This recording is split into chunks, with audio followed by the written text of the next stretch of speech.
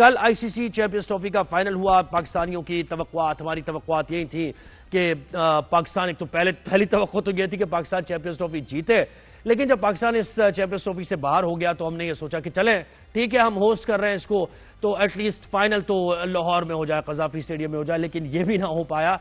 और दुबई में फाइनल हुआ जहां भारत ने न्यूजीलैंड को, यानी आप एक मुकाबला जो हम एक्सपेक्ट कर रहे थे कि एक ऐसा मुकाबला होगा जिसमें जरा इंटरेस्ट डेवलप होगा, लेटर ऑन हो गया। थोड़ी विकेट्स ले ली न्यूजीलैंड ने, लेकिन जो न्यूजीलैंड ने स्कोर बनाया था वो लग रहा था कि 15-20 रन न्यूजीलैंड पीछे रह गया है और कम बनाया है, जिसकी वजह से प्रेशर नहीं था भारत की टीम पर। थ्रू आउट हमने देखा रोहित शर्मा ने आकर जिस तरह एक तेज नॉक खेली, तो इसमें जो थोड़ा बहुत भी प्रेशर होता है बॉलर्स का वो भी खत्म हो गया। लेटर ऑन जरा उन्होंने कॉम्पीट करने की कोशिश की और जरा टफ टाइम दिया भारतीय बैटर्स को, लेकिन हो नहीं पाया न्यूजीलैंड से। और वेल डिजर्व विन अगर कहा जाए तो गलत नहीं होगा। भारत ने यह आईसीसी इवेंट जीतकर यह साबित कर दिया कि भारत एक बेहतरीन टीम है। 2024 में भारत ने T20 वर्ल्ड कप जीता रोहित शर्मा की कप्तानी में, जिसमें विराट कोहली भी खेल रहे थे, क्योंकि देखिए विराट कोहली पहले कैप्टन रह चुके हैं और सीनियर प्लेयर्स इसमें मौजूद हैं, राहुल भी इसमें मौजूद हैं, तो एक लीडिंग फ्रॉम द फ्रंट की जो बात है ना वो रोहित शर्मा ने दिखा दिया करके, कितने ही सीनियर प्लेयर्स हों, एक्स कैप्टन आपकी टीम में हो,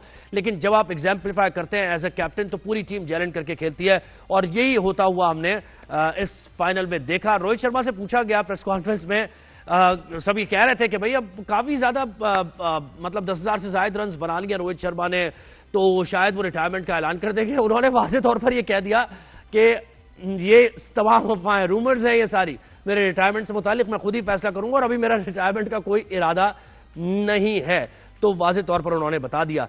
क्रिकेट के मैदानों में क्या हो रहा है, पाकिस्तानी क्रिकेट कैसे बेहतरी की तरफ जा सकती है, और एक्स क्रिकेटर क्या कुछ बात कर रहे हैं, ये भी हम शामिल करेंगे। और कल के मैच पर भी तज्जिए और तबसरे होंगे।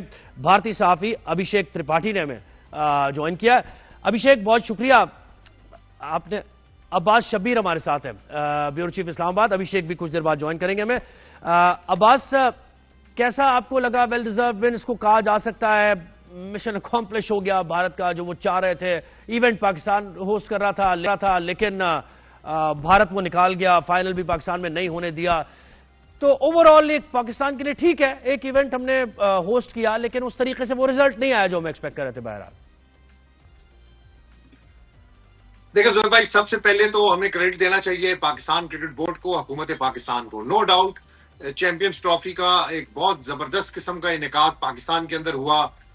5 टीमें एट ए टाइम इंटरनेशनल जो है वो पाकिस्तान के अंदर रही, वेन्यूज के ऊपर उन्होंने मैचेस खेले।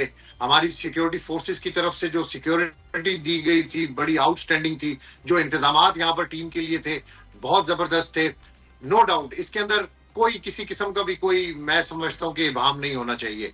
हमारे जो सिक्योरिटी कंसर्न जिसके ऊपर इंडिया जो बहाना बनाकर यहाँ पर नहीं आया, वो हमारे सारे बॉक्सेस हमने टिक किए, यानी हमारी सिक्योरिटी 100% थी, किसी किस्म का कोई प्रॉब्लम नहीं हुआ। दूसरी बात, पाकिस्तान टीम की परफॉर्मेंस, ये बड़े दुख की बात है, बड़ी सैड गुफ्तगू मैं करने जा रहा हूं कि पाकिस्तान टीम की जो परफॉर्मेंस रही वो बिल्कुल मैं समझता हूं कि अप टू द मार्क नहीं रही। 2023 वर्ल्ड कप के अंदर भी यही परफॉर्मेंस थी, 2024 के अंदर भी यही परफॉर्मेंस थी, और 2025 में तो परफॉर्मेंस बिल्कुल ही नीचे चली गई। अच्छी टीमों ने टूर्नामेंट के सेमीफाइनल के लिए क्वालिफाई किया, न्यूजीलैंड, ऑस्ट्रेलिया, साउथ अफ्रीका और इंडिया। इनमें 4 टीमों में से 2 टीमों ने आगे फाइनल में आना था, 2 टीमें अच्छा खेली।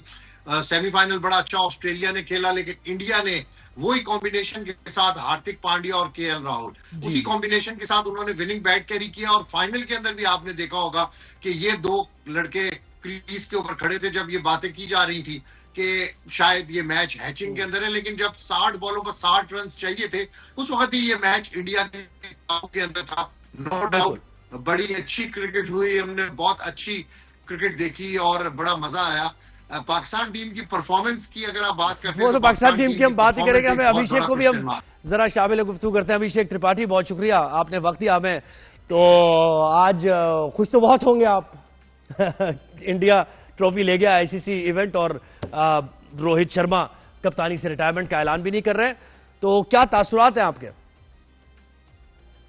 देखिए, अच्छी भारतीय टीम ने बढ़िया परफॉर्मेंस किया और उसकी वजह से उनको खिताब मिला, और 9 महीने में 2 खिताब जीते हैं, तो ये भारतीय टीम के परफॉर्मेंस को दिखाता है। लगातार 4 आईसीसी टूर्नामेंट के फाइनल में पहुंचे हैं, तो ये दिखाता है कि हमारी बेंच स्ट्रेंथ कितनी अच्छी है। अब रोहित शर्मा ने संन्यास नहीं लिया, ये उनका निजी फैसला है। हालांकि यहाँ पे बहुत सारे लोग चाह रहे थे, मैं भी चाह रहा था कि रोहित शर्मा को संन्यास लेके अब नए लोगों को कमान सौंपनी चाहिए। देखते हैं वो कब तक खेलते हैं, क्योंकि 2027 में world cup, one day world cup है, तो भारतीय टीम क्या 2027 तक उनको खिलाने के लिए तैयार है? क्या उनका शरीर 2027 तक खेलने को तैयार है? ये सब चीजें देखनी होंगी। अच्छा, ये बताएं कि ये जो टारगेट दिया न्यूजीलैंड ने, ये 20-25 रन शॉर्ट हो गए, और उसमें भारतीय बॉलर्स ने, खास बात भारतीय बॉलर्स की ये थी कि कोई एक बॉलर नहीं था जिसने प्रेशर बिल्ड किया था। तमाम ही बॉलर्स ने विकेट्स ली और इसी वजह से रिस्ट्रिक्ट कर पाए। 251 पर लग रहा था कि ये भारत मैच निकाल जाएगा, उस वक्त ये समझ आ गई थी सबको। नहीं, 10 से 40 ओवर के बीच में बहुत ज्यादा धीमे हो गए। मुझे नहीं लगता कि इतनी कोई कठिन बॉल भी फेंकी जा रही थी। उनके जो प्लेयर थे, मुझे लगता है कि वो उन्होंने भले ही उनके कोच ने कहा था कि हमने लास्ट मैच से तैयारी की है, लेकिन वो कोई तैयारी करके नहीं आए थे और बिल्कुल बहुत ज्यादा स्लो हो गए। वो मिशेल की पारी मुझे याद दिला रही थी कि जिस तरीके से केएल राहुल ने 2023 वर्ल्ड कप के फाइनल में खेली थी, उस पारी की बाबर आजम की भी याद दिला रही थी। मुझे लगता है कि वो बाबर आजम की भी 63 रन 20-30 रन 101 बॉल पे, 63 रन 101 बॉल पे, बाबर आजम की भी याद दिला दी उन्होंने। जी जी जी। तो वो बहुत शेल में चले गए थे वो दोनों उनके प्लेयर। मुझे लगता है कि इतनी भी कठिन पिच नहीं थी, क्योंकि अगर जो आंकड़े देखें तो लास्ट मैच में जो दुबई में 5 मैच हुए, उसमें सबसे कम स्पिन जो है पिछले मैच में हुआ। सही। अब्बास, आप क्या कहेंगे? पहली इनिंग्स के बाद ये पता चल गया था, यानी 80% चांस था कि भारत की जो बैटिंग लाइनअप है, यानी 6, 7वें तक आप देखें कि जिस तरह जडेजा ने आके परफॉर्म किया और वो डबल्स लिए, उस वक्त ये एक्सपीरियंस होता है कि उन्होंने बॉल डॉट नहीं की और मिड विकेट पर खेल के, मतलब सिंगल डबल लेते रहे वो, तो अंदाजा हो गया था कि भारत ये मैच जीत गया। 270-280 भी जोहेब भाई रन होते तो इंडिया ने बाआसानी ये रन चेस कर लेने थे। इंडिया टीम की परफॉर्मेंस, आप उनकी बॉडी लैंग्वेज से उनकी परफॉर्मेंस का अंदाजा लगा सकते हैं।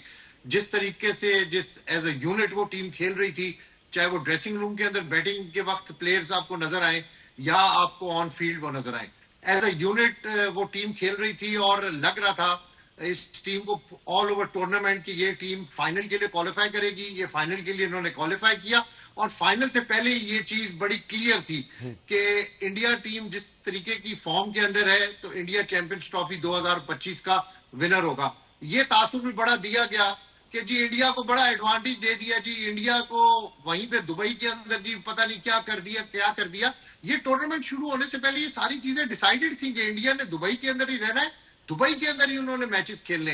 तो ये एडवांटेज इंडिया को वहां पर क्राउड की थी, ये एडवांटेज इंडिया को बेशक थी कि वो एक ही वेन्यू के ऊपर खेल रहे, एक ही वेन्यू पर प्रैक्टिस कर रहे हैं। लेकिन अगर आप उनकी क्रिकेट को देखें तो उन्होंने 100% परफॉर्मेंस दी है और क्रिकेट में परफॉर्मेंस के ऊपर ही टीमें जो है वो जीता करती हैं।